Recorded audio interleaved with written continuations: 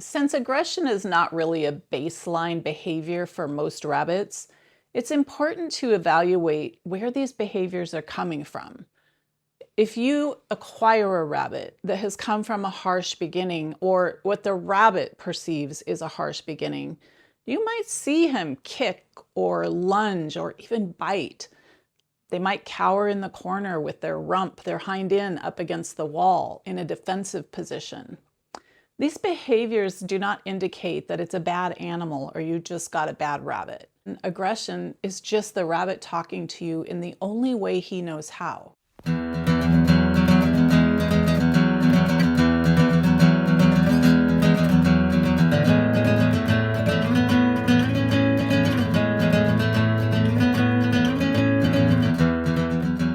One of the biggest mistakes we make as humans is assuming that punishment builds better behavior.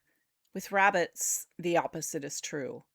Rabbits don't learn to trust through fear, and they don't become comfortable because they've been intimidated or frightened. Whether it's spraying them with water, yelling, hitting, chasing them, or isolating them because they've been aggressive, these methods don't solve the underlying problem.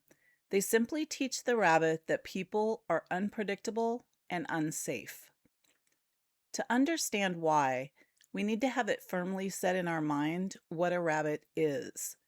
Rabbits are prey animals. Their nervous systems are designed to constantly evaluate whether the world around them is safe. When something frightening happens, they aren't thinking about right and wrong. They aren't trying to connect a punishment with a particular behavior. Rabbits aren't trying to be difficult. They're just being rabbits. Their brain is focused on one single question: am I safe? And every instinct in their being is ready to back that up.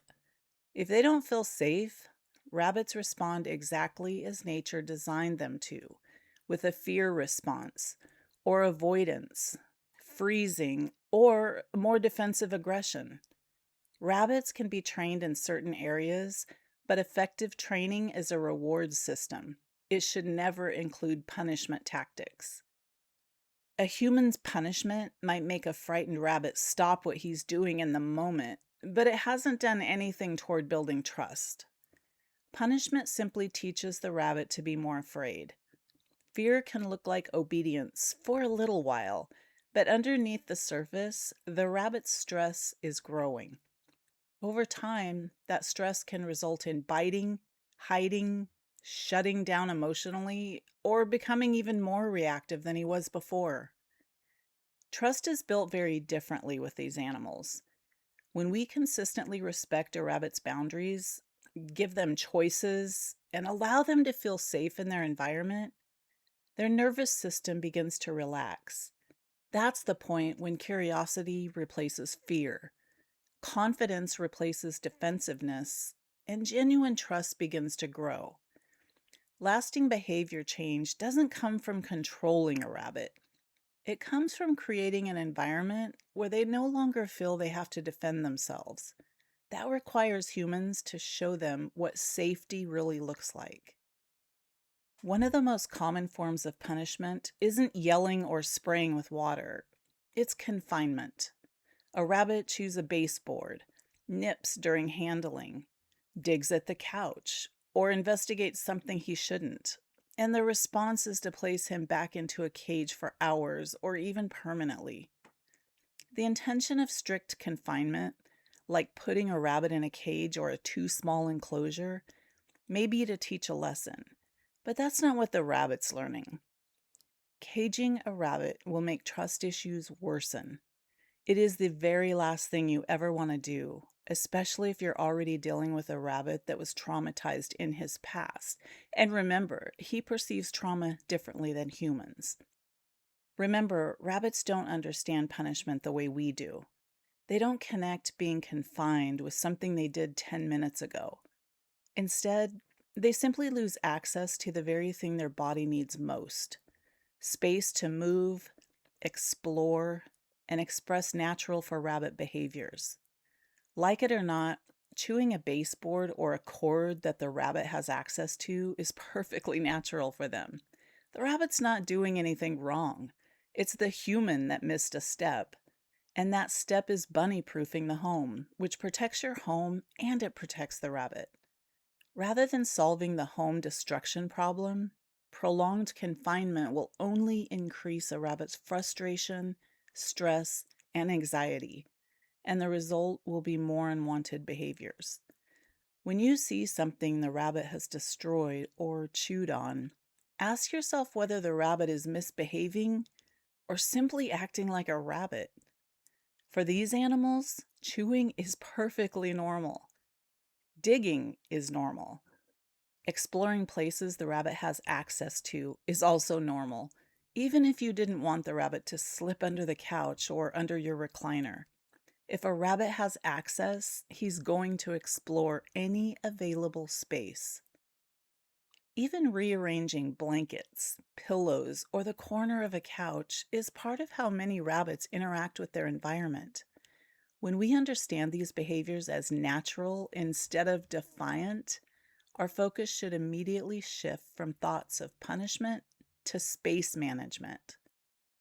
Instead of expecting rabbits to adapt to a home that isn't designed for them, we can make small adjustments that allow the rabbit to express natural behaviors. This helps them succeed in your home and becomes more comfortable for you. Protect your baseboards with barriers so that the rabbit can't chew them. Keep electrical cords completely out of reach or cover them up with thick plastic cord or a material wrap, the ones that are designed to prevent access, or you can make them at home yourself. Offer safe digging opportunities like homemade dig boxes. If your rabbit enjoys working on the couch, place an old blanket or sheet over it and let that become part of the rabbit's daily activities. Protecting your home is far more effective than trying to change the rabbit's nature. The rabbit is just doing what rabbits naturally do. Rabbits are diggers and chewers. To heal a traumatized rabbit or form a good relationship with any animal, we have to stop reacting to their behavior and start reading their body language. We need to understand how that particular animal has been trained to view the world. This requires patience and observation. In the wild, a rabbit's primary defense is to run. If they can't run, they freeze and they try to camouflage themselves. But when a rabbit is backed into a corner, locked in a cage, or trapped by a human reaching down from above their heads, their survival instinct flips a switch. In scenarios where they feel trapped, the only choice they have is to either hunker down and try to seem invisible or to come out fighting. Assuming your rabbit is already healed from spay and neuter surgery and is otherwise healthy, it's not that difficult to decode certain behaviors. Hormones can have a profound effect on a rabbit's behavior. It can also mess up your house because unaltered rabbits, those rabbits that have not been spayed or neutered, they spray what they believe is their territory. That urine spray, it smells very bad and makes a terrible mess in your home. That's a whole other topic, but it's worth mentioning because the information I'm sharing assumes that the rabbit has already been altered. When a rabbit lunges at your hands or growls, he or she is usually not trying to dominate you. In his own way, he's desperately screaming for you to back off. The rabbit can also warn humans and other animals this way when something in the environment is unpleasant. Let's talk about dominance. As far as dominance goes, some animals do try to dominate their humans, but rabbits don't organize their relationships in that way.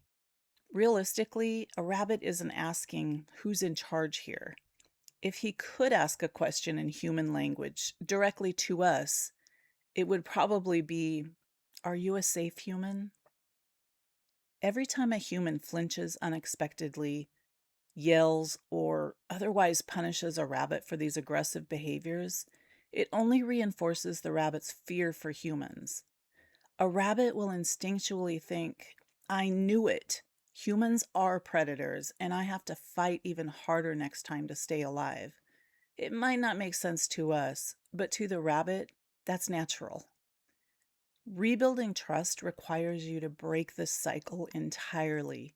You have to learn to recognize the split-second warning signs, the tense shoulders, the wide eyes, the subtle shift in weight, and then honor their boundary before the rabbit lunges or issues some other type of warning. The greatest mistake people can make with a fearful rabbit is trying to force affection.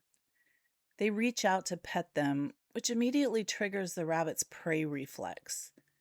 To bypass this, we can use a method that aligns perfectly with their base nature, and it's called passive presence. Rabbits are intensely curious animals, but they're also deeply cautious. By sitting flat on their level and completely ignoring them, you remove any threat. This is necessary, especially when a rabbit first comes into your care that is fearful or had a bad past. When you're passive in your presence, you're just sitting there quietly, the rabbit stops associating you with a predator hunting them down.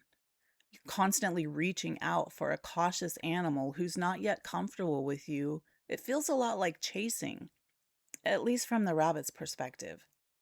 Never chase a rabbit. That is exactly what predators do.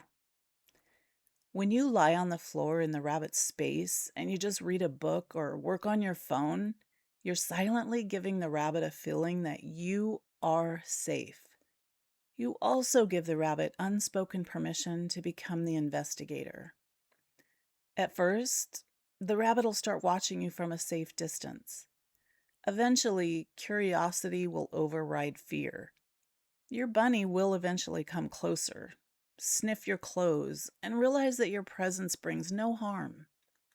You aren't grabbing or chasing him like what he might have experienced with his prior owners. When you're a safe human, there's no need for the rabbit to back into a corner or prepare to launch a prey animal defense. You're just there being passively present over and over again.